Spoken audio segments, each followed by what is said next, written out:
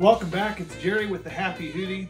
If you haven't had a chance, go down and hit that like and smash that subscribe button because we'd love to hear from you in the comments below and we don't want you to miss a thing on our channel. In response to a previous comment we had from Sunny Sunflowers, and thanks again for watching the channel, Sunny, they asked us a simple question about hybrid and plug-in cars. We currently own a couple of different plug-in hybrid vehicles, and their question to us was, is it really worth it to buy one? Well, that's a good question. With regards to gas prices and with regards to what it costs for electric, to be honest, I haven't really crunched the numbers. So what we're going to do today is we're going to take our 2019 Ford Fusion Titanium plug-in hybrid, fully charged, and run it outside until it runs to zero, and then we're going to come back and crunch the numbers. Stick with us. You'll be surprised at the results. Backing out of the garage. It says 29 miles, but it is completely full, and let's see how many miles we get. So in driving, what I'm going to do is a mix of city and highway driving, probably 70% city and 30% highway driving. It will deplete this battery out. I'm going to be leaving my air conditioner on, set to 72 degrees.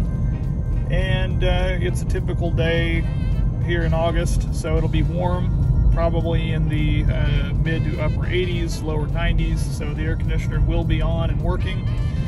And we're going to kind of see how many miles, first of all, that I'm going to get out of this full battery.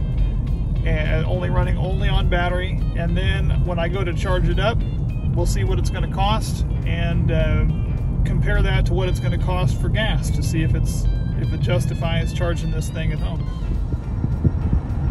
All right, with the air conditioner running, we're at 1%. It's about to kick over into gas mode. That now registers 0 miles.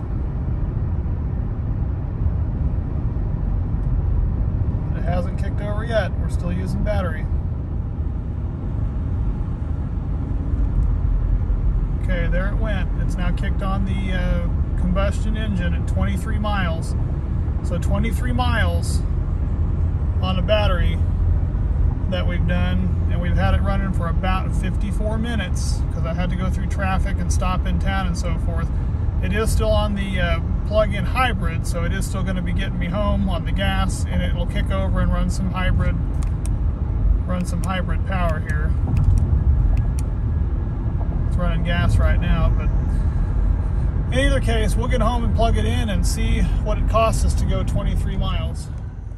All right, this device in power, they've got some other ones like kilowatt and so forth, and I can put a link down below for those, but this basically just plugs into a standard 110, 120 outlet, and then gauges how much electricity an item is pulling once it's plugged into here, and it can calculate it by the day, by the hour, by the month, by the year, and kind of tell you how much an appliance is pulling.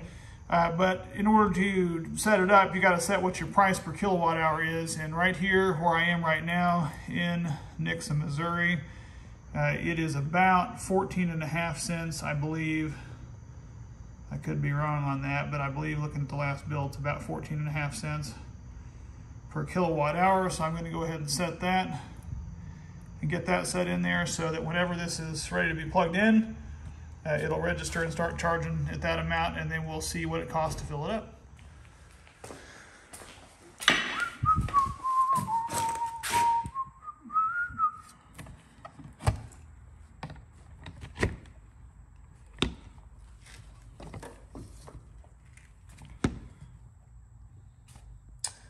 All right, we got that plugged in. Let's go ahead and plug in the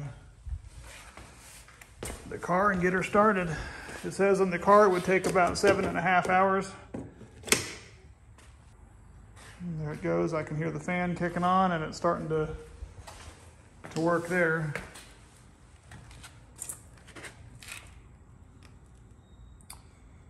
It's going to start to ramp this up over here. And I imagine we will settle in at around 1,350 watts. which looks like about where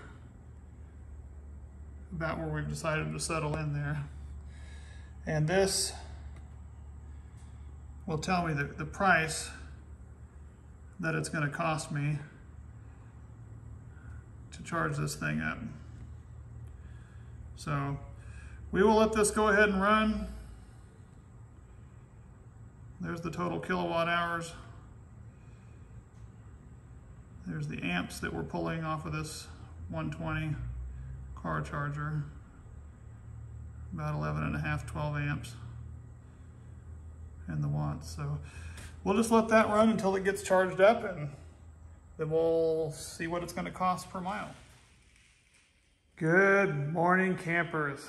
It is the next morning, about 6 in the morning. Oh gosh. Got up, checked it. Of course, it's completely charged. It finished about 10 o'clock last night. And it says $1.25. It is currently not pulling any power, of course, because it's been charged. So $1.25 for the charge. Now it's time to do some math.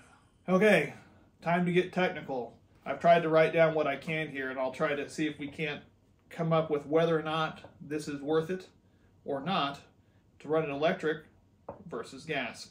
So in this comparison, I've run our 2019 plug-in electric hybrid on electric only, and I've compared that to a combustion engine variant of the Ford Fusion that we have, which is a 2019 Ford Fusion Titanium, but it's not a plug-in hybrid, and it is not a regular hybrid. It's just the standard Ford Fusion Titanium, same year, and they came up with approximately 21 miles in the city and 31 on the highway. Well, using the calculations that I put in place for our plug-in hybrid, which was about 70% city driving and 30% highway, I've come up with an average of about 24 miles per gallon for the standard combustion engine car. So that's what we're going to be using to compare ours. Now, AAA has national average gas prices currently, as of the filming of this, at $3.87.8 per gallon for regular gas that we would put in a standard car. This is not for mid-grade, premium. I understand prices are going to change, but that is what we're basing it off of as of the national gas prices from AAA from that time period that we filmed this for the exact day. We're also going to be using the 14.5 cents per kilowatt hour that it costs us here locally. So you will need to make those adjustments depending on what your gas prices cost and what your electric costs to determine whether this is a right value for you. Based off of what we've come up with, it costs $1.25.7 to run those 23 miles, which is about 5.5 cents per mile. On the standard combustion vehicle, running the $3.87.8 to run the 24 miles, I've come up with about 16 cents to be able to run that per mile. So it almost costs us about 3 times as much to run it on the gas as it does the electric here. So to me, the plug-in or the electric version of this vehicle is definitely a better way to go, considering that it only costs about a third to run the same amount of miles as it does with the gas. Thanks again for watching.